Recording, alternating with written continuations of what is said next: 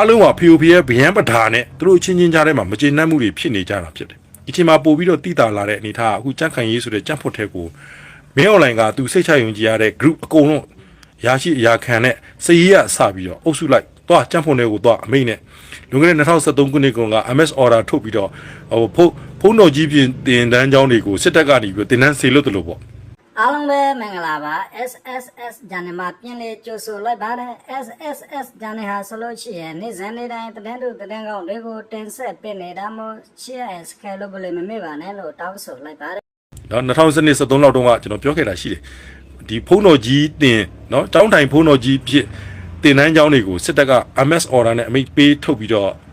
့တင်တန်းတော့တက်ခိုင်းပြီးကျောင်းထိုင်ဖုန်းကြီးဖြစ်အသွင်ဆောင်ခိုင်းတယ်လို့အခုလည်းကြန့်ခိုင်ရေးတဲ့ကိုစစ်တပ်ကအမိတ်နဲ့ MS order နဲ့အမိတ်ထုတ်လိုက်ပြီဆိုတော့လက်ရှိခင်ကြီးအပါဝင်ကြန့်ခိုင်ရေးကနီလန်းကတဆင့်အာဏာရယူဖို့ကြိုးပမ်းမယ်ဆိုတော့သူတို့အတွင်းပက်သားချင်းရဲ့ပြိပခါလည်းအမြင့်ဆုံးကြီးထွားလာမှာဖြစ်တယ်ခြေနေပါပဲအပေါ်ရဲမှာလာသူတို့ကအင်အားတွေရှိနေတဲ့အကြောင်းနေမျိုးတွေသိမ့်နိုင်တဲ့အကြောင်းရွေးကောက်ပွဲအတွက်ကိုဆိုပြီးတော့အတူရောင်လိန်ညာတဲ့ရွေးကောက်ပွဲအတွက်ကိုမြို့သိမ်းစကန်သိန်းတွေလုံနိုင်နိုင်တဲ့အကြောင်းသူလုတ်ပြနေပြီမဲ့နောက်တန်းတွေမှာစိတ်ဓာတ်မရှိဘူးအင်အားမရှိဘူးစူပါမူမရှိဘူးဒီကြမှာဆေးရဇဝဲကောင်ဖြစ်ကြီးညာထားခံရပြီးဖြစ်တဲ့ genocide လူမျိုးတို့တပ်ဖြတ်မှုတရားခံမင်းအွန်လိုင်းမကြခင်မှာ ICC ကိုရုံးတင်ဖို့အတွက်ကုလသမဂ္ဂကမှတောင်းဆိုခံရတဲ့မင်းအွန်လိုင်းသူ့အတွက်ငွေချောက်ကိုက်မဲ့အနေထားတွေဖြစ်အခုအမေရိကန်ကလည်းပဲမြန်မာနိုင်ငံကိုဗနီဇွဲလားတို့အီကွေဒေါတခြား9နိုင်ငံနဲ့ဒန်းတူမူရစေဝါတာစီတိုက်ဖြတ်ဖို့ပြက်ကွက်သောနိုင်ငံဖြစ်ကြီးညာလိုက်တဲ့အချိန်မှာပဲဗနီဇွဲလားကိုအမေရိကန်စစ်တပ်ကစီရေးရအရေးယူကိုကြိုးပမ်းနေပါတယ်ဒီချိန်မှာပိုလန်နိုင်ငံအပါအဝင်ပေါ့နေတိုးနိုင်ငံတွေကိုရုရှားရဲ့ပြောင်ကျကျကျူးကျော်ရန်စမှုနဲ့အတူ EU နေတိုးနဲ့ဗြိတိန်ပြင်သစ်အမေရိကန်တို့အားလုံးရဲ့မကြခင်မှာတံပြန်မဲ့စစ်စင်ရေးစီမံချက်တွေဟာလည်းပဲတတိယကမ္ဘာစစ်ကိုတာဆူလာတဲ့အနေအထားဖြစ်တယ်။အဲ့တော့ကျွန်တော်တို့ကကျွန်တော်နိုင်ငံရဲ့ကံကြမ္မာကိုကကမ္ဘာစစ်ဖြစ်တဲ့ချိန်မှလွတ်လပ်ရေးဆိုတာကိုရအောင်တိုက်ယူရတဲ့နိုင်ငံငယ်ဖြစ်တဲ့အတိုင်းကျွန်တော်တို့ဟာအခုကမ္ဘာစစ်တာဆူနေတဲ့တတိယအကြိမ်မြောက်မှာကျွန်တော်တို့ရဲ့စစ်မှန်သောလွတ်လပ်ခွင့်ကိုရဖို့ကျွန်တော်တို့အားလုံးဟာတာဝေးမှာစိတ်ဓာတ်စီရေးမှာဗျူဟာနဲ့အမိတ်နာခံမှုဆိုတာကိုခေါင်းထဲမှာဆွဆွဒီအခြေအနေကဖက်စစ်အကြမ်းဖက်အုပ်စုဘက်ကစီရေးပိုင်းတချို့နေရာတွေမှာအောင်မြင်ဒီလောက်လေးတွေရှိတာဟုတ်ပါတယ်ဒါကလည်းပဲဘာနဲ့သက်ဆိုင်လဲဆိုတော့ပထဝီနိုင်ငံကြီးနဲ့တရုတ်ကွန်မြူနစ်အစိုးရရဲ့နှစ်ရှစ်ပြည်ဒုတိယကမ္ဘာစစ်အောင်ပွဲနေ့အခမ်းအနားမတိုင်ခင်သူတို့ရဲ့မူဝါဒတွေနဲ့ကမ္ဘာလုံးဆိုင်ရာ group ခွဲပြီးတော့ဝင်ရိုးစွန်းချင်း group ခွဲပြီးတော့မိဖက်အင်အားစုဖွဲ့မှုစီယုံနဲ့စီရေးစုဖွဲ့မှုတရံအရဖက်စစ်ဂျမ်ဖက်တပ်ဖက်ကိုသူတို့လိုအပ်တဲ့စီရေးအထောက်အကူတွေပေးခဲ့ပြီးတော့ပြက်ပြက်သားသားဖက်စစ်ဝါဒဖက်မှာရက်တီထောက်ကူပေးခဲ့တဲ့ရလက်ကြောင့်ဒီတရုတ်ကွန်မြူနစ်အစိုးရဒီထောက်ပံ့ပေးသော drone တွေဖျားပြင်းဒီလက်နက်တွေနောက်လေယာဉ်တွေနောက်တာဝေးပြအမြောက်ဆန်တွေနောက်တစ်ခါသူတို့ကိုယ်တိုင်ပေါင်းကူညီတဲ့ဒီဂျူရုနီးပညာတွေနဲ့6လိုင်းရေးရန်ရတွေကြောင့်ဖက်စစ်ဂျမ်ဖက်တပ်ဟာနီးပညာရတစ်စိတ်တစ်ပိုင်းအားသာသွားခဲ့ပါတယ်တစ်ဖက်ကလည်းပဲအတင်းကာရောအဓမ္မဖန်စီစစ်တဲ့တွင်စုဆောင်းလာတဲ့လူတစ်ပြည်သူစစ်ခေါ်တဲ့တပ်သားတစ်တွေကြောင့်စစ်အင်အားတစုံတရာပြန်လည်ကြီးထွားပြီးတော့တချို့သောမျိုးပြတချို့ကိုပြန်လည်သိမ်းပိုက်နိုင်ခဲ့တာရှိပါတယ်ဒါပေမဲ့ဘယ်တော့ပဲဒီသူတို့ဘက်ကဒီကြီးမားတဲ့ဒီဖန်စီမှုတွေနဲ့စီအတင်းကာရောတိဆောက်စေခါမှုသူတို့ဟာစစ်မှန်တဲ့စစ်တပ်စစ်လေ့ကျင့်သားပြေဝပြီးတော့တကယ်ကိုပဲစီးဆောင်ရင်ပြေဝတဲ့စစ်တပ်ဖြစ်မလာခဲ့ပါဘူးအတင်းကာရောစူးစီးထားတဲ့ပြည်သူစစ်တွေကြောင့်သူတို့ချင်းကြားထဲမှာပဲပြိုကွဲပျက်စီးပြီးတော့အခုဆိုရင်စိတ်ဓာတ်ပိုင်းဆိုင်ရာအရာလွန်စွာယုံရင်ကြမ်းတမ်းရက်ဆက်ရုံမာတဲ့လောက်ရက်တွေစီကာစင်ကာဆက်ကကျူးလွန်နေကြတာတွေ့ရပါလိမ့်မယ်ဥပမာဆိုလို့ရှိရင်လူငယ်လို့တော့မတတ်မလိုက်လောက်အောင်ပဲလူချင်းရဲဆက်မျက်နှာကိုအဝေးစီရင်ကနှလုံးသားတဲ့ဓာတ်နဲ့စိုက်ထိုးခြေသလိုတယောက်ခုတ်ဖြတ်တဲ့ချိန်မှာလက်မောင်းကိုတယောက်ကခုတ်ဖြတ်ဘူးကြီးဂျင်းနဲ့ပြီလားလို့မေးတဲ့ကောင်မေးစသဖြင့်သူတို့ချင်းကြားထဲမှာလွန်စွာမှရက်ဆက်ကြမ်းကြုတ်ရုပ်မာတဲ့မူရစေးဆွဲတာပဲပြောလူစိုးလူမိုက်လူရုပ်တွေကိုခေါ်သွင်းပြီးလက်နက်တပ်ဆင်ပြီးပြည်သူကိုတိုက်ခတ်နေတပ်ဖြတ်ဖို့ကြိုးစားတဲ့မိစ္ဆာတွေတေးဥရတော်လကောသူတို့ချင်းကြားထဲမှာကလွန်စွာကြောက်စရာကောင်းတဲ့အဖွဲ့အစည်းတစ်ခုဖြစ်ပေါ်နေပြီဆိုတာကျွန်တော်နိုင်ငံသားအားလုံးလည်းသိတယ်လို့အိန္ဒိယနိုင်ငံတွေရောကမ္ဘာနိုင်ငံတွေကသိလာပြီဖြစ်တယ်နော်ဒါကဖက်စစ်အကြမ်းဖက်တိုက်ရဲ့အပေါ်မှာကတကားကျဲရွှေမုံကျဲထားပြီမဲ့အထက်မှာနောက်ချီကဲ့သို့သူတို့ဟာလုံစွာပျက်စီးယိုယွင်းနေတယ်ဆိုတာကိုတွေ့ရပါလိမ့်မယ်ပြီးတော့လည်းလက်ရှိသူတို့တွေရဲ့မြို့သေးစခန်းသိန်းတွေသိမ်းနိုင်ပြီဆိုတော့ညာလည်းပဲသိမ်းလာတဲ့ view ဟာကိုကြည့်လိုက်ရှင်တာဝေးပြအမြောက်တွေနောက်တစ်ခါအကဲကြီးရဲ့ drone အကောင်းစားတွေ နောက်တော့ jumping system တွေနဲ့တော်လိုင်းဘက်က jumper drone တွေကိုကန်တဟန်တာထားနိုင်ပြီးတော့တစ်ဖက်ကသူတို့ရဲ့စွမ်းမြင့်တဲ့ drone တွေနဲ့ drone ဖိုင်းယူသိမ်းဆီးတဲ့နည်းပညာတွေအသုံးပြုကာဒီ drone နဲ့ပုံကျဲတယ်လက်ကြီးနဲ့တာဝေးပြအမြောက်တွေနဲ့တိတိကျကျနေရာကိုချိန်တွဲပစ်ခတ်ဖျားပြင်းဘုံတွေနဲ့လောရရဲ့အစိတ်ငွေနဲ့ဓာတုဗေဒဒီဟွာတွေပါသုံးတယ်ငွေတွေပါသုံးတယ်သုံးပြီးတော့ကျွန်တော်တို့ခုတော်လိုင်းပြည်သူ့ထောက်ပံ့မှုတစ်ခုတည်းနဲ့လဲပတ်နေရတဲ့တော်လိုင်းအင်အားစုတွေရဲ့ကာကင်းတွေကိုခံတက်တွေကိုသိမ့်ပိုက်ထားတဲ့စခန်းတွေကိုစီစီညံ့ညက်ကြအောင်ခြေမုံပြီးတော့မ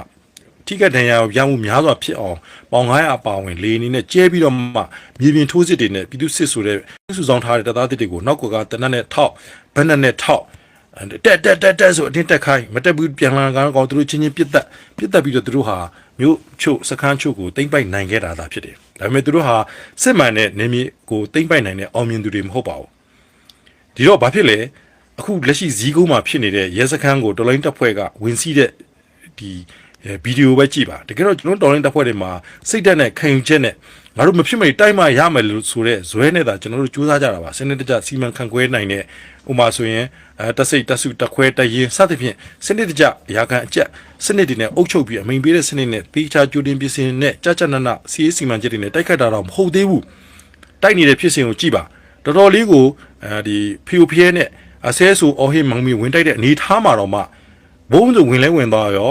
အရေးကြီးတဲ့ဘိုးဒီဘိုးမိန်းလိုင်းအဝင်ရဲ့ဘန်ကာကြီးကွန်ကရစ်ဘန်ကာကြီးထဲမှာတနက်ပေးပြီးကင်းဆောက်ခိုင်းထားတဲ့ကလေးတယောက်အမေတွေ့ပါလိမ့်မယ်ဒါလက်ရှိဖက်စစ်တပ်ရဲ့နောက်ဆုံးအခြေအနေပါပဲစီရဲ့အတူအဆုပ်အတက်အကျပေါ့လူတို့ရဲ့ဒီမျိုးလင်းချက်တွေရော့လာတာတွေဒါတွေပေါ်မူတည်ပြီးတော့ကျွန်တော်တို့အားလုံးနားလဲပါတယ်ဒါကြောင့်ကျွန်တော်ခေါင်းစဉ်လေးတင်ပေးထားပါတယ်တာဝေးမှာစိတ်သက်စီရေးမှာဗျူဟာနဲ့အမိန့်နာခံမှုဒါတွေကောင်းအောင်ကျွန်တော်တို့အားလုံးဝိုင်းဝန်းစူးစမ်းနေကြပါတယ်မကြခင်ပြည်သူများနဲ့YouTube မှာဆက်လက်ပြီးတော့ဒီလော့တဲ့သုံးသက်ချက်လေးတွေကိုတင်ပြပေးပါမယ်ကျမကြီးကြောင့်ခေတ္တနာနေခဲ့တာကိုခွင့်လွှတ်ပေးပါလို့ကျွန်တော်ချစ်တော်မိတ်ဆွေအားလုံးကိုလေးလေးစားစားတောင်းပန်ပါတယ်ပြန်စုံစည်းကြပါမယ်ပေါ့နော်ဆိုတော့စိတ်ခွန်အားလေးပြီးချင်တာပေါ့နိုင်ငံတကာရောက်ပြည်သူတွေရောလက်ရှိပြည်တွင်းမှာဒီဖက်စစ်ရန်ရာကြီးရဲ့ခွေးသွားစိတ်အောက်မှာရဲဆက်ဖီစီနှိမ့်ဆက်ခံရတဲ့နိုင်ငံသားတွေကိုရောစိတ်ခွန်အားပေးချင်ပါတယ်ကျွန်တော်တို့ဟာအဆိုးဆုံးတွေကိုဖျက်ကျော်နေကြပါတယ်အဆိုးဆုံးဆိုတဲ့အခြေအနေတွေကိုဖျက်ကျော်ပြီးတလောက်ရှိနေပါတယ်မကြခင်မှာတော့အကောင်းဆုံးတွေရောက်လာမှာပေါ့အဲ့တော့လက်ရှိမျက်နှလုံးသွင်းပြီးပြည်သူအားလုံးအားမလျော့စိတ်မပြတ်ပဲနဲ့ဘလို့ပဲခက်ခဲတွေကြုံဘလောက်ပဲစိုးဝါရက်ဆက်ကြမ်းကြုတ်တဲ့အနေအထားတွေကိုရင်ဆိုင်ရငါတို့အနာဂတ်အတွက်ငါတို့တိဆောက်မှရမယ်ဆိုတဲ့စိတ်ကိုနှလုံးသွင်းပြီးပြက်သားခိုင်မာနဲ့ရှေ့ဆက်သွားကြမှုမှာတခြားမရှိဘူးကျွန်တော်တို့ပြည်သူအားလုံးနဲ့အတူရှိနေပါတယ်ပြည်သူအားလုံးနှက်ဖြန်တွေအတွက်အကောင်းဆုံးအတူတူရုန်းကန်ကြိုးစားကြပါစို့ကျွန်တော်တို့မမျှော်လင့်နိုင်တဲ့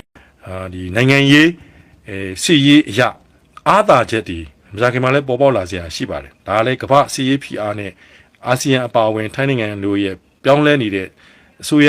တွေမူဝါဒသဘောထားတွေဟာကျွန်တော်နိုင်ငံကျွန်တော်ပြည်သူပြည်သားတွေအတွက်ကောင်းမွန်တဲ့ကံကြမ္မာတွေဆောင်ကျဉ်လာမှာဒီမှာကျင့်သုံးမြဲသောသဘောတရားမြဲတယ်ဆိုရဲ့လောကရဲ့မမြဲတတ်သောအကြောင်းအရာတွေကိုလောကရန်နှလုံးသွင်းပြီးတော့လူလောကမှာပြုံးရွှင်ခြင်းနဲ့မေတ္တာတရားရင်ဝယ်နှလုံးသားမှာထားပြီးအသက်ရှင်သွားဖို့ဒါကိုပဲမြတ်စွာဘုရားကဟောခဲ့တယ်လို့ကျွန်တော်ကြားသိပါတယ်လူစင်တူတွေထုမှနော်ဘုရားကြီးတည်ပြီးတော့အပေါ်မှာစိန်ကူတော်ကြီးကတ်မှဆိုတာဟာတကယ်တော့အခုခေတ်မှလားဆိုတော့လည်းမဟုတ်ဘူးနော်ကျွန်တော်ထပ်ပြီးပြောပြဆရာကြီးရွှေဦးတောင်းတို့အခုဆရာခိုင်ဆရာလာဆိုးဝေရေးထားတဲ့ post လေးကျွန်တော်ဖတ်တယ်ကျွန်တော်လည်းဒီအကြောင်းအရာလေးပြောမယ်ဆိုပြီးတီးထားတာကြားပြီအဲ့တော့ဆရာလာဆိုးဝေကလည်းအခုဒါဒီနေ့မှ post တင်လိုက်တာဆိုတော့ကျွန်တော်ကထပ်ပြီးတော့ပြောရတာပေါ့နော်ပြောချင်တာပေါ့နော်ပြောဖို့လည်းအကြောင်းအရာတိုက်ဆိုင်လာတာဟုတ်ဘာလို့လဲဆိုတော့မနေ့တနေ့ရတယ်ခိုးသား900ဆိုတိုင်းပြည်ပျက်စီးသွားအောင်ခစ်အစင်ဆက်ခိုးခဲ့တဲ့ခိုးသား900တွေအဲ့ဒီပြည်ဖြက်သွေးသွန်းသွေးတွေနဲ့တွန်းထားတာလေပြည်ဖြက်သွေးသွန်းကြောက်စင်းတုကြောက်စရာကြောက်နေတဲ့စိတ်ထားရှိနေတဲ့ကြောက်သူတွေတွားပြီးတော့ဖူးနေတဲ့ကြောက်စင်းတုနော်ပြည်လည်းဖြတ်ထားတယ်သွေးလည်းတွန်းတဲ့ကြောက်စင်းတုရှိမှာတပြုံတစ်ခေါင်းကြီးတပုံတစ်ခေါင်းကြီးပုံပြီးတော့တွေ့တော့ကျွန်တော်ကသူတို့တွေရဲ့မျက်နှာထားတွေအနီးကပ်ပုံတွေကြည့်လိုက်တာနော်တယောက်မှ ကျက်တီရှိတဲ့မျက်နှာမတွေ့ရအောင်တရားမှဂုံတိတ်ခါရှိတဲ့ပုံမမြင်ရအောင်တရားမှလိပ်ပြလုံလုံနဲ့ဖះဟောခဲ့တဲ့တရားအစစ်မှန်ဓမ္မကိုရင်မာကင်းအောင်ထားတဲ့ပုံမမြင်ရအောင်တရားမှငင်းချမ်းတဲ့စိတ်ထားပုံရှိတာမတွေ့ရအောင်အကုန်လုံးဟာမှုန်တိမှုန်ဝါပီတိပီဆုပ်အသက်တော့ကြီးပါပြီတို့တော့အချိန်မစည်းတဲ့မျက်ခွက်ကြီးတွေနဲ့ဖះသာတည်ပြရတယ်ရင်ထဲမှာကငရဲကဲ့သို့ပူလောင်နေတဲ့မျက်နှာထားတွေမြင်ရပါတယ်အဲ့ဒါကြောင့်နော်ဆရာကြီးရွှေဦးတောင်းတို့ခစ်ကလေးကဘာသာရေးကိုနော်လှုပ်ရှားကြတဲ့အစိုးရတွေရှိတယ်အဲ့ဒီမတိုင်ခင်ကလည်းပဲနော်ဗေဒတိခစ်အစဉ်ဆက်ကလည်းပဲဒီဖះတေတွေထီးတင်နေဖះဒါရကဖြစ်အမိခံပြီးတော့သူသားနဲ့တကူရှိတယ်သူသားလည်းဖုံးလို့ကိုသူသားလည်းတိုင်းပြည်ကိုအုပ်ချုပ်နိုင်စွမ်းရှိသောဆိုတဲ့အကြောင်းအရာကိုပြချင်လို့ဗေဒတိဘရင်ဆက်ဆက်ကဘာသာရေးမှနောက်ဆက်ဖြစ်စီလို့လည်းရွေချက်မရှိပါဘူးဒါပေမဲ့ကျွန်တော်ခုပြောမယ့်အကြောင်းအရာကနည်းနည်းတော့ပွဲစုလိမ့်မယ်လို့ထင်ပါတယ်။ဘာကြောင့်လဲဆိုတော့လွတ်လပ်ရေးခေတ်ကာလတွေမှာလည်းအခုကဲ့သို့ပေါ့နော်ကျွန်တော်ပြောတဲ့အယူဆကဲ့သို့နည်းနည်းဆင်တူတဲ့သဘောတရားမျိုးကိုသခင်တန်းထွန်းတို့ပြောခဲ့တယ်ဆိုတဲ့ပုံစံမျိုးနဲ့တော်ကြီးတနိုင်ငံလုံးပွဲစုသွားခဲ့ပါတယ်။ပွဲစုရဲ့စိတ်ပိုင်းဆိုတာမှလည်းပဲအဲ့ဒီကာလလွတ်လပ်ရေးခေတ်ကာလကပြည်သူတွေရဲ့မျက်စိအမြင်နားအမြင်တွေးခေါ်အမြင်မပွင့်လင်းသေးတာမကျေပြန့်သေးတာတွေကြောင့်လည်းဖြစ်နိုင်တာပေါ့လေ။အခုကျွန်တော်ပထမဆုံးစပြီးတော့မိတ်ဆက်ပြောချင်တာကကျွန်တော်ဖက်စစ်တပ်ထဲမှာရှိစဉ်ကကိုရီကြုံခဲ့ရတဲ့အကြောင်းအရာလေးတစ်ခုကိုစပြီးတော့ညီချမ်းပြောချင်တာပေါ့အဲ့ဘာလဲဆိုတော့ကျွန်တော်ရှမ်းပြည်ဘက်မှာတာဝန်ကြတယ်ပေါ့ဗျာတထိန်တယောက်အဲ့ဒီမှာကျွန်တော်ကဖះတဆူဗျဖះတဆူဆိုတာဒီနာမည်ကြီးဆရာတော်တွေတည်ထားတဲ့ဖះပါပဲကျွန်တော်မမှတ်မိတော့အိန္ဒိယဘက်မှာလားဒါမှမဟုတ်အင်းလေးဖက်မှာလားမသိတော့ကျွန်တော်တကောင်းမှတ်မိတော်တော်ကျွန်တော်မှတ်မိတဲ့အကြောင်းအရာကအဲ့ဒီဖះဥခင်ညွန်းဘုရားကြီးခင်ညွန်းရှိစီကတီတီချာချာကြနာနာနဲ့သူတည်ထားတဲ့တည်ခဲ့တဲ့ဖះပေါ့လေတရတော့အဲ့ဒီဖះရဲ့စိန်ဖူးတော်မှာလူထားတဲ့စိန်ဖူးတော်ဆိုတာဒီမှာကြောက်တယ်မရများတွေတရလည်းကြောက်အဲ့ဒီဖះရဲ့စိန်ဖူးတော်မှာလူထားတဲ့ကြောက်တယ်မရများတွေရောစိန်ဖူးတော်တွေရောအကုန်ခိုးခံပျောက်သွားဒါတကယ်ဖြစ်ခဲ့တာနော်ဖះနာမည်မှတ်မိရင်ကိုမန်းလေးရေးပြီးကျွန်တော်မေ့နေလို့2002-3လောက်ကနော်ခိုးခံရအောင်2002-2001နှစ်လောက်ကပေါ့နော်ခိုးခံရအောင်ခိုးခံတော့ပြရခတ်တော့ဗျာဒီသားကန်ဘုံညွင်းဆိုတဲ့ငတတွေစစ်ထောက်လိုင်းကြီးဆိုတဲ့ပုံကိုယ်တွေအဲ့မှာသူ့အဖရဲ့တည်ထားတဲ့ဖះလုံခြုံမှုအပြည့်နဲ့လှုပ်ထားတဲ့ဖះအောင်မှာခိုးခံလာဆိုပြီးတော့လိုက်ဖမ်းတော့အဲ့ဒီခိုးတဲ့ဒီငတပြားကိုအမတန်မှနင်ဂျာတယောက်လားအမတန်မှကိုလုံပညာရောဂျွန်ဘာပညာရောအခုအဲ့ဒီတော့စပိုက်ဒါမန်တို့ဘာလို့တော့ပေါ်ဦးမယ်မထင်ပါဘူးစပိုက်ဒါမန်ကဲ့သို့ဒီလောက်ခက်ဒီဆောက်ထားတဲ့ကျမောက်ကြလန်တန်ဂျုံကြီးနဲ့ကာထားတဲ့အရန်သားကိုရောက်အောင်ဆိုးနဲ့ဂွင်းတိုင်းပစ်တင်ပြီးတော့တပတ်ကျွန်းထိုးပြီးခုန်တက်ခိုးသွားတယ်ဆိုတဲ့လူစွမ်းကောင်းကိုအဲ့ဒီမြန်မာပြည်အလဲပိုင်းရီတာရှီတို့နားလေးမှာရွာတရွာမှာသွားမိဒါတော့တော်လိုက်ယူရနော်တော်လိုက်ယူရတာအကြောက်တမန်များကိုရောင်းချတဲ့အခါကျမှဂွင်းဆက်ကိုရပြီးတော့လိုက်ဖမ်းလို့အဲ့ဒီခူးသူကိုမိတော့စစ်ကြောတာပေါ့နော်အဲ့တခိုးပို့ပြီးတော့အညိုးနဲ့လည်းစစ်ကြောတာပေါ့ဘာလို့ဆိုတော့သူတို့အဖရဲ့ခင်ညွန့်ရဲ့ဒီတဲတဲ့ဖျားအောင်မှာလုံရဲတယ်ပေါ့နော်လုံရက်တယ်ပေါ့ဒါနဲ့သူ့ကိုကောင်းစစ်ကြောတာမင်းပြောသားဟဲ့ကောင်မင်းကိုဒီဖျားကကြောက်မြဲရနာတွေကိုခိုးဘယ်ကောင်လက်ထောက်ကြလဲပြောစစ်ကြောကြီးမရိုက်နဲ့ကိုကကြိတ်ခံတယ်ဒါကျွန်တော်အဲ့ဒီကရဲအရာရှိကြီးတယောက်ကိုယ်တိုင်ပြန်ပြောဘူးတာနော်သူတို့စစ်ကြောကြီးမှာပေါဝင်ခဲ့တဲ့အရာရှိကြီးတယောက်ကိုယ်တိုင်ကြားတော့ပြန်ပြောတာရိုက်တော့စစ်ကြောတော့မင်းပြောဟဲ့ဘယ်ကောင်လက်ထောက်ကြတာလဲဆိုတခုကခေါင်းလေးမော်ကြည့်ပြီးတော့ကျွန်တော်ပြောရမှာလားတဲ့ကျွန်တော်လက်ထောက်ချတယ်လူတို့ပြောတယ်အဲ့ကောင်မှရေးမယ်တဲ့ဘယ်ကောင်လက်ထောက်ချလဲပြောတယ်တခုကမြေလုံးလေးကလေးလမ်းကြည့်ဟုတ်ကဲ့တဲ့ကျွန်တော်အဲ့ဒီစိန်ဖူးတော်ကကြောက်မြဲရနာတွေခိုးဖို့လက်ထောက်ချခဲ့တဲ့လူပါတဲ့ဘိုးချိုကြီးခင်ညွန့်မှာခမရတဲ့ဘာကွာဟုတ်လားဟာမင်းဘာပြောရလဲမင်းငါတို့အဘကိုဘိုးချုပ်ကိုမင်းဘာဟုတ်ပါတယ်ခမရတဲ့ကျွန်တော်ကတဲ့ရုံမြင်တန်းကြမှာကြည်နေတဲ့ကျွန်တော်အရန်ငတ်ပါတယ်အရန်ဆင်းရဲပါတယ်စားကြလည်းမရှိပါဘူးဒုက္ခလည်းအတိရောက်နေပါတယ်ကြံရလည်းမရတော့ပါဘူးဘယ်မှလည်းကျွန်တော်ပတ်စံမရဘူးအဲ့ချိန်မှာရုံမြင်တန်းကြမှာကျွန်တော်မြင်လိုက်ပါတယ်ဘိုးချုပ်ကြီးခင်ညွန့်ကစိန်တွေရွှေတွေငွေကြောက်တံဗရမ ्या တွေတိမ်မောင်းထောင်ချီတောင်းချီတန်းနဲ့ ကျောင်းသားဗရန်များတွေကိုတီးချာတခုရေးစီသူကစိတ်ကူးတော့မှတင်းတော့သူလူတယ်အော်ကင်မရာမန်နဲ့အနီးကရိုက်ပြပြီးတော့စိတ်ကူးတော့မှသူကိုယ်တိုင်တင်းတော့ထိတင်မွဲမှာတော့သူကြည့်ခဲ့ပါတယ်တဲ့ကြည့်ခဲ့ပြီးတော့ပြည်သူဖြစ်တဲ့သူကြတော့ဆင်းရဲငတ်ပြတ်စားကြမရှိဘာဘယ်သူမှလည်းကူညီမပေးတေလူမျိုးပါသားသမီးတွေကလည်းငိုကျွေးစရာလည်းပတ်စံမရှိဒုက္ခတီးရောက်တဲ့ချိန်မှာသူတဲ့တော့ဖះမှာဒီစိန်ဖူးတွေဒီကြောက်မြဲတဲ့နာတွေဒီတိုင်းထားပြီးတော့နေဘူးထဲမှာတန်ချောင်းတွေကာပြီးတော့ဒီတိုင်းထားရတဲ့ဆိုင်ပြည်သူတွေဝင်းဝအောင်တခုခုပြောင်းလဲအသုံးပြုရင်မေတ္တာတော်ရှင်ဖះကခွင့်လွှတ်တော်မူလိမ့်မယ်ခွင့်လွှတ်လိမ့်မယ်အဲ့တော့သူကြိုးစားမယ်ဆိုပြီးတော့ရအောင်အဲ့ဒီဖះစိန်ဖူးတော်ကိုတက်ပြီးတော့နော်မိဘုံမြန်နဲ့လည်းဆင်းစရာအကြောင်းမရှိဘူးအဲ့ဒါမင်းဘယ်လိုလုပ်ပြီးတော့ဒီလောက်ခက်ခဲတဲ့ကျလန်ဒီတန်ချောင်းကြီးတွေကိုမင်းခိုးသွားတာလေပေါ့သူပြောပြရှင်းပြပြီးတော့မင်းစောတော့ပြောတဲ့တစ်ထောက်ချတဲ့လူကိုအရေးယူမယ်ဆိုတဲ့အချိန်မှာဘိုလ်ချုပ်ကြီးခင်ညွန့်က TV ကနေပြီးတော့အနီးကထိုးရပြတော့တေကြပြီးတော့ဖះရှိကခွင့်တောင်းမြင့်သူယူတာပါတဲ့ဆိုတော့လက်ထောက်ချတဲ့ဗိုလ်ချုပ်ကြီးခင်ညွန့်ကိုအရေးယူမယ်ဆိုတဲ့ရဲလေကြောက်သွားဒါတကယ်ဖြစ်စဉ်အမှန်ကျွန်တော်ပြောပြအခုအားကြောင့်ဆက်ဆံပြီးပြောရတယ်လေကျွန်တော်တည်ထားတဲ့ခေါင်းစဉ်ကလည်းဖះကအောက်မြောက်ကအထက်နော်အခုမနေ့ကတနေ့ကကျွန်တော်တို့ဘယ်လိုခေါ်မလဲပြည်ဖြက်သွေးသွန်းကြောက်စင်းတူပေါ့နော်ပြည်ဖြက်ဟိုဇလွန်ကတော့ပြည်တော်ပြန်ပေါ့ဗျာနာမည်ကြီးလို့ထားလိုက်တယ်အခုကတော့တိုင်းပြည်ပြည်လုံးဖြက်စီးနေတဲ့ဖက်စစ်ငရဲခွေးမင်းအောင်လိုင်ကပြည်သူဘန္နာတွေနဲ့နော်သူပတ်စံတပြားမပါဘူးပြည်သူဘန္နာတွေနဲ့နော်ကြောက်တုံးကြောက်စင်ကြောက်တောင်ကြီးနဲ့ကြောက်တုံးတွေကိုငွေကြီးရဲ့နီးပညာရဲ့ပညာသည်တွေကိုပတ်စံပြီးထုခိုင်းတော့ဖျားလို့ယူဆကြတယ်နော်ဗုဒ္ဓဘာသာလိုရတော့ဒီကြောက်တုံးကလည်းဘလူးရုပ်ထုလိုက်ဘလူးရုပ်ဖြစ်သွားတာပဲလေနတ်သမီးရုပ်ထုနတ်သမီးရုပ်ဖြစ်ပြီးတော့ခရိုင်ရိုင်းနှမ်းရလို့ရှိရင်အဲ့ဒီကြောက်တုံးပဲနော်အဲ့ဒီကြောက်တုံးပဲအနုမြူဘုံခိုဖို့လှိုင်ကူကြီးထွင်းဘုံခိုခြင်းဖြစ်သွားမှာပါတကယ်တော့ကြောက်တုံးကကြောက်တုံးမှာထုတဲ့ပုံမူတည်ပြီးတော့ကျွန်တော်တို့ကလိုက်ခံစားကြလို့တာဟောဒါကြီးကဖျားပုံဖြစ်တော့ဖျားပါဘလူးပုံထုလိုက်ဟာဘလူးကြီးကကွာရုပ်ဆိုးရတာနော်နတ်သမီးပုံထုလိုက်ဟာကြီးကျယ်လိုက်တာဟာလေးပါတီပုံထုရင်လေးပါတီလွတ်လိုက်ရေးကြောက်တူကြီးထုလိုက်တဲ့လူရဲ့ပညာပုံမူတည်ပြီးတော့ပြောင်းလဲခံစားကြတာပါဘာမှသိပြီးတော့စမ်းပြတာမဟုတ်တလို့မြတ်စွာဘုရားရှင်ဟောခဲ့တယ်ဆိုတဲ့ကျမ်းနေဒေသနာတွေမှာလည်းပဲသူ့ကိုအခုလိုမျိုးစင်းတူတွေထုပြီးတော့ဘိုးကွယ်တာမျိုးမလုပ်ဖို့ဘုရားတွေတည်ပြီးတော့စီမီပတ်မှန်နေလက်တော်မျိုးမလုပ်ဖို့ဟောခဲ့တယ်လို့ကျွန်တော်ကြားသိရပါတယ်မြတ်စွာဘုရားရဲ့တကယ်ဒေသနာအစစ်ကဓမ္မဖြစ်ပါတယ်အမှန်နဲ့တရားကိုလှုပ်ရှားခဲ့ကြတာဖြစ်တယ်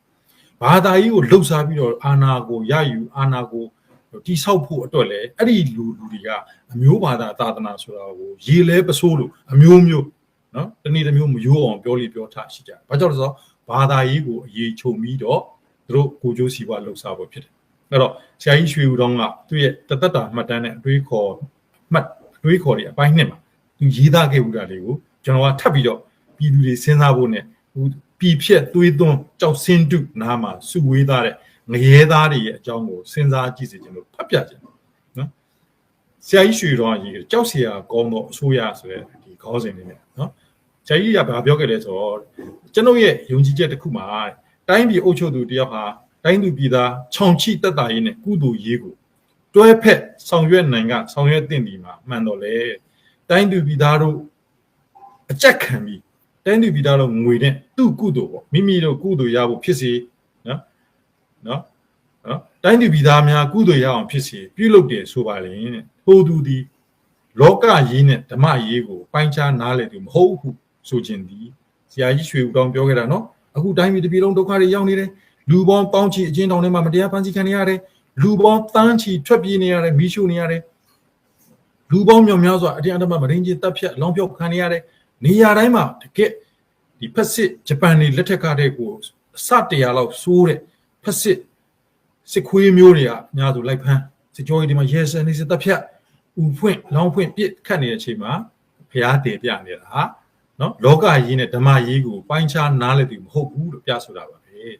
ပြီးရင်ဆရာကြီးရွှေတော့ဆက်ရေးပါသေးတယ်အစိုးရရဲ့ဝတ္တရားဟာတိုင်းသူပြည်သားတို့ရဲ့စားနေဖို့အဆင့်တန်းကိုမြင့်တင်ပေးရန်ဖြစ်ပြီးတော့နတ်ပြည်ကိုတင်ပေးဖို့တာဝန်မရှိဘူးကဲဒါမင်းအောင်လောင်လည်းအစိုးရတော့ကျွန်တော်တမတာဘူးဒီကောင်လေးခွေးတစ်ခုနိုင်ငံတော်ပုံကန်သ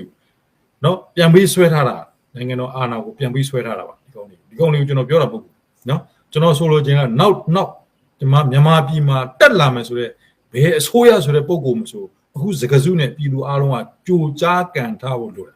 အစိုးရတက်လာပြီးတော့အစိုးရအလုပ်ကိုမလုပ်ဘူးတိုင်းပြည်ပြည်သားတွေတိုးတက်ကြီးပွားချမ်းသာကြောင်းမလုပ်ဘဲနဲ့ဟိုနာဖျားလေးတည်လိုက်ဒီနာလေးမှာအဝတ်ဖြူလေးဝတ်ပြီးတော့ခေါင်းပေါင်းလေးပတ်ပြီးတော့တာတို့ခေါ်လိုက်ဆိုရင်အဲ့ဒီလိုအစိုးရဆိုတဲ့ကောင်ကိုအချိန်မျိုးကန်ချမယ်ဆိုတဲ့စိတ်ကိုကျွန်တော်တို့ဥရမွေးဖို့ပြောပြတာဖြစ်တယ်နော်အစိုးရဝေဒေဟာတိုင်းပြည်ပြည်သားတွေစားနေဖို့အစင်တန်းကိုမြင့်တင်ပေးဖို့ပဲဖြစ်တယ်နတ်ပြည်ကိုတင်ပေးဖို့သူ့မှာတောင်းမရှိဘူးနတ်ပြည်ဆိုလည်းမရှိဘူးရှင်းပြောတာနော်အဲ့တော့အုတ်ချုပ်သူတယောက်ဟာဇိုင်းရွှေတော့မှဆက်ပြောထားတာပါသူကိုယ်တော်လူချင်းမှာကသူ့ရဲ့ချွေးနှဲစာနဲ့ပေးကမ်းလူတန်းရမယ်နော်သူကိုယ်တော်လူချင်းသူ့ရဲ့ချွေးနှဲစာနဲ့ပေးကမ်းလူတန်းရမယ်ပြည်သူပြည်သားတို့ရဲ့အခွန်တော်ငွေကိုတိုင်းသူပြည်သားတို့ရဲ့လက်ငင်းပစ္စကအကျိုးအတွက်မှတပါမိသည့်ကုသိုလ်ရေးအတွက်မှမဆိုသုံးထိုက်တယ်လို့အထင်ရောက်သွားပြီဆိုရင်အဲ့ဒီအစိုးရဟာကြောက်စရာအလွန်ကောင်းတဲ့အစိုးရတည်းဖြစ်လာလိမ့်မယ်စဉ်းစားဖို့ပေါ့နော်ဒါဆရာကြီးရွှေဦးတော်ရေးခဲ့တဲ့အကြောင်းအရာဖြစ်ပါတယ်အဲ့တော့ကျွန်တော်တို့ဆက်သွားကြအောင်လက်ရှိနော်လက်ရှိဒီသွေးသွန်းပြည်ဖြက်ကြောက်တဲ့လူတွေစုနေတဲ့ကြောက်စင်းတုစုဘုရားကိုအကြောင်းနဲ့ဆက်သွားအောင်ဆိုတော့အကြောင်းအရာတွေလည်းဆိုပြီးမင်းခင်ညွတ်လက်ထောက်ချခဲ့တဲ့အကြောင်းအရာလေးကစပြီးတော့ဆရာကြီးရွှေဦးတော်ပြောခဲ့တဲ့ကြောက်စရာကောင်းသောအစိုးရအလဲရောက်ပြီးအခုကျွန်တော်ကကြားသိရတဲ့သတင်းချက်လက်လေးတွေအခြေခံပြီးပြောချင်တာပေါ့နော်ဖြစ်တန်စွမ်းရှိတယ်မရှိဘူးဆိုတာတော့ပြည်သူတွေနဲ့လက်ရှိဖက်စစ်ငရဲခွေးတွေရဲ့လက်အောက်မှာအနိကထမ်းဆောင်နေတဲ့ပုံကိုယ်တွေဆက်စဉ်းစားဖို့ပါကျွန်တော်ကြားဘူးတဲ့တခုကအာနာရှင်တန်းရွှေနော်နေပြီးတော့မှရွှေတကုံပုံသူစီတွေတော်ကြီးတဲနော်ထိုနည်းတူစွာပဲလျှို့ဝှက်လိုင်ကောင်းကြီးတွေသူဖောက်တယ်ဟုတ်မှာနော်ဒီရှမ်းပြည်နဲ့ဒီနေပြီးတော့ဂျားထဲမှာရှိတဲ့တောင်တန်းကြီးအောက်ပါလျှို့ဝှက်လိုင်ကောင်းကြီးတွေဖောက်တဲ့အကြောင်းကိုလည်းနိုင်ငံတိကဘာတိကိုလေးကျော်ဖြစ်သွားတယ်လက်ရှိလည်းလျှို့ဝှက်လိုင်ကောင်းကြီးထဲမှာရိတ်ခါတွေတန်ချိန်သိန်းနဲ့ချီပြီးတော့တိုးလောင်ထားရဲဆိုတဲ့အတွင်းသတင်းတွေရတယ်ကျွန်တော်ပြောချင်တာကအဲ့ဒီဖျားကြီးတွေတည်ခဲ့စဉ်ကာလလိုင်ကောင်းကြီးတွေဖောက်ခဲ့စဉ်ကလုပ်ခဲ့တဲ့အလုပ်သမားတွေအကြောင်းအခုမြန်မာပြည်မှာကြိုက်တဲ့လူကြိုက်တဲ့နေရာလိုက်စုံစမ်းကြည့်အဲ့လိုင်ကောင်းကြီးဖောက်စဉ်ကပါဝင်ခဲ့ပြီးတော့အသက်ရှင်ကြံခဲ့တယ်ဆိုတဲ့လူမရှိအဲ့ဖျားကြီးတည်ဖျားကြီးအောက်မှာနော်ကြီးမားတဲ့လိုင်ကောင်းကြီးတွေစောက်လုပ်ခဲ့တယ်ဆိုတာအတွင်းသတင်းတဲ့လေးပဲထွက်လာခဲ့ပြီးတယ်เนาะအဲ့ဒီပါဝင်ထမ်းဆောင်တဲ့ဆိုတဲ့အင်ဂျင်နီယာတွေရောလုံသမားတွေရောကြက်ပြောက်ငှက်ပြောက်ပျောက်သွားကုန်တယ်ဘယ်ရောက်သွားလဲတော့မသိဘူးတေချာတော့ကြက်ပြောက်ငှက်ပြောက်ပျောက်သွားတာကအကြောက်တရားကြောင့်ငြိမ်သွားတာဆိုတာမျိုးထက်လက်စဖြောက်တတ်ခံလိုက်ရတာဖြစ်ဖို့များပါတယ်ဒါဆီယနာရှင်တွေရဲ့ရဲစစ်စစ်လှုပ်လှုပ်တာရှိတာအခုမှမဟုတ်ဘူးဟိုးအီဂျစ်ပြည်ဖာရိုတို့ဘာတို့အဲ့ဒီလက်ထက်ကလေးကသူတို့ရဲ့အထူးလျှို့ဝှက်တဲ့ပုံအောင်ရနေရဘာတွေဆောက်လုပ်တဲ့ဝန်ထမ်းတွေအကုန်လုံးတပ်ပစ်တာပဲနော်ကျွန်တော်ပြောချင်တာကစတယ်ဖျားတွေတည်ကြတယ်ဖျားကိုဗန်းပြကြဒီဖျားကိုထိန်းသိမ်းဆောက်ရှောက်တဲ့ဂောဘကကိုလည်းကြည်လိုက်ဖက်စစ်အာဏာရှင်တွေအလိုကျလှုပ်လှုပ်တဲ့စစ်မှုထမ်းဟောင်းတွေနော်အခုကျွန်တော်မိတ်ဆွေတယောက်တော့ရှိသေးတယ်နာမည်ကျွန်တော်ပေါ်ပြခြင်းလို့သူသားထောက်လိုင်းရေးမှာဥက္ကညွန့်ရဲ့အဓိကလေယုံတယောက်နော်သူကလည်းဘုံမူကြီးဟောင်းရှေကုံဖျားမှာဂောဘကပြအကြာကြီးလုပ်ခဲ့ပြီးတော့နောက်ဆုံးတော့အမတန် data ရှည်တဲ့ယောဂကြီးနဲ့နော်နှစ်3-5နှစ်ခံစားပြီးမှကွယ်လွန်သွားရှာတယ်နော်ကြည့်လိုက်ရင်ဘုံမူကြီးဟောင်းရှေကုံဖျားရဲ့ဂောဘကရှေကုံဖျားရဲ့ဂောဘကဖြစ်တဲ့နောက်ရွှေတုံဖျားရဲ့ငွေကြီးတော်လကောင်းရွှေတုံဖျားရဲ့ဘန္နာတိုက်တော်လကောင်းအကုန်လုံးကိုဒီဂောဘကဖွဲ့အားထိချုပ်စီမံခန့်ခွဲတယ်။ရွှေတုံဖျားကြီးဒီဖက်စစ်တွေမတရားအာဏာသိမ်းပြီးတဲ့နောက်ရွှေပြားတွေအကုန်ခွာပြီးတော့ကြီးပြားတွေကတ်သွား။ဘယ်မဟာဘာသာခွေတောင်သားတယောက်မှထမပြောဘူးနော်။ဘာဖြစ်လို့လဲဆိုတော့ဒီမဟာဘာသာဘာသာရေးကိုသာသနာရေးကိုဟန်ပြပြီးတော့ကိုကျိုးစည်းပွားရှာစားဖို့ဒီ network ကြီးကကြဲကြဲပြန့်တိစောက်ထားတာကိုနော်။အဲ့တော့ကျွန်တော်ပြောချင်တာကဖျားတွေတည်ကြတယ်ဆိုတာတကယ်တော့ဖက်စစ်အာဏာရှင်တွေဗရေတိအာဏာရှင်တွေကသူတို့ရဲ့အာဏာကိုကာဝယ်ဖို့နဲ့အရေးရဲ့အရာရဲ့ကြုံလာခဲ့ရင်ဖះကိုလီမြန်ဘုံမကျဲရဘူးဘာသာဝင်အများစုရှိတဲ့ဒေသမှာလည်းဖះကိုဘယ်သူမှထိမှန်မဟုတ်ဘူးတိုင်းပြည်ဘလောက်ပြက်နေ88ကာလာကြီးဘလောက်ကြီးသွေးကြောင်းစီ level လီနေပြီလေဖះကိုဘယ်သူမှတွားရဒုက္ခမဖြစ်ဘူးအဲ့တော့ဒီအခြေအနေကိုသိထားတဲ့ဒီကောင်းတွေကဖះရဲ့အောက်မှာလိုင်ကောင်းတွေရှိဒါလိုအပ်လိုက်ပုံအောင်ဖို့ဖះရဲ့အောက်မှာဌာပနာခေါင်းစဉ်ပြထားတဲ့မိကန်တစ်တာရှိ လိုအပ်ရင်သူတို့ရဲ့ခေါ်ဘက်ကရတဲ့စင်2 for ထုတ်သုံးဖို့ကျွန်တော်ပြောချင်တဲ့ချက်ကစပြီနော်အခုတောက်စင်းလူကြေးသွန်းဖျားကိုဘိုးချိုဟောင်းနေခိုးသား900အုပ်စုတွေမျက်နှာမသားမယာနဲ့လာကြတယ်ဒီအောက်မှာလည်းပဲဌာပနာဆိုတာတွေကိုရွှေပိသားကြီးဘလောက်ကြီးညာထားတယ်ထင်းချုပ်မှာလည်းသူတို့ဖြစ်တယ်အဲတော့နိုင်ငံတကာဘဏ်တွေကလည်းငွေကြေးစီးဆင်းမှုပိတ်ဆို့ထားတယ်သူတို့ပိုင်ဆိုင်တဲ့ဒေါ်လာတွေရွှေငွေတွေကိုထားเสียဖွဲ့เสียနေရလည်းမရှိဘူးအရေးမွတ်တော့သဘောပေါက်မယ်လို့ထင်ပါတယ်နော်အဲ့တော့ကျွန်တော်တို့ပြည်သူအားလုံးသတိရှိထားဖို့လိုတယ်အသိရှိထားဖို့လိုတယ်တော်လန်ရေးပြီးသွားတဲ့နေ့မှာနော်တော်လန်ရေးပြီးသွားတဲ့နေ့မှာပြည်သူတွေအတိဒုက္ခရောက်တဲ့ဘဝကကယ်ထုတ်ဖို့ဖက်စစ်ငရဲခွေးတွေနီးအမျိုးမျိုးနဲ့တိုးဝက်သိမ်းစီထားတယ်ဆိုတဲ့အချက်လက်အားလုံးကိုစုစည်းပြီးတိုင်းပြည်ထူထောင်ရေးအတွက်မဖြစ်မနေအသုံးချမှာဖြစ်ပါတယ်နော်အဲ့ဒီချိန်ကြမှာဘာသာသနာတို့လာမပြောနဲ့အခါရှင်းချင်းပြောတော့နော်ခင်ဗျားတို့ဖက်စစ်တွေရဲ့ရေတတိတွေရဲ့နီးပေါင်းဆိုဝါဒမှိုင်းတိုက်လိမ်လည်ပြီးနောက်ဘဝကိုကောင်းအောင်လုပ်ကြအခုဘဝတော့ရှေးကကံပါလာလို့ဆင်းရဲခံကြဆိုတဲ့မှားယွင်းနဲ့နော်အင်မတန်မှမိုက်ရိုင်းနဲ့ဝါဒဖြန့်ချီမှုအောက်မှာအကြောက်တရားနဲ့ခြောက်ချားပြီးသားစီမြေးဆက်အမွဲခံလာကျုပ်တို့ကတော့အမွဲမခံဘူးခင်ဗျားတို့လည်းမွဲတဲ့ဘဝမှာမထားဘူးပြည်သူတွေကိုပြောတာပါဒီမှိုင်းတိုက်ခံထားတဲ့ပြည်သူတွေကိုပြောတာအဲ့တော့ကျွန်တော်တို့လက်ထက်မှာကျွန်တော်တို့ဆိုတာလာမယ့်ဒေါ်လာရင်းပြီးသွားတဲ့လက်ထက်မှာပြောတာနော်ကျွန်တော်ဘာကောင်းညာကောင်းမှမဟုတ်ပါဘူးဒေါ်လာရင်းပြီးသွားပြီလွတ်လပ်ပြီးတဲ့နေ့မှာကျွန်တော်ဟာလည်းပဲခင်ဗျားတို့နဲ့ဒန်းတူလွတ်လပ်သောနိုင်ငံသားတယောက်အနေနဲ့မော်ကြွားဂုဏ်ယူမဲ့လက်ထက်ကိုဆိုလိုတာဖြစ်ပါတယ်အဲ့တော့ကျွန်တော်တို့လက်ထက်မှာခင်ဗျားတို့လက်ထက်မှာဖက်စစ်အာဏာရှင်တွေရဲ့အကျွင်းကြံဇယိုက်အငွေအသက်ရိတ်အငွေနောက်ဆုံးအရိတ်ကလေးသေးသေးလေးတောင်မကျန်အောင်ဖြိုဖျက်မှာဖြစ်တယ်ရှင်းပြောတာဘယ်ဖျားကြီးမှာဘသူလှူခဲ့လို့ပါဆိုတဲ့ title ရွှေပြား no မလို့ခြင်းဘူးနော်ဒီဖက်စစ်အာဏာရှင်တွေရဲ့နာမည်ဂုံဘုတ်အရိတ်ဘာတခုမှမြန်မာပြည်မှာမကျန်အောင်အကုန်ရှင်းပြတူထုတ်ပြမကြတော့အောင်မွေးနီးပြီအဲ့တော့ခင်ဗျားတို့ခိုးသား900တိုင်းပြည်ကိုဖျက်ခဲ့တဲ့စစ်ဗိုလ်ချုပ်တတိုက်နော်ရှင်းပြောရင်ကျွန်တော်မနေ့က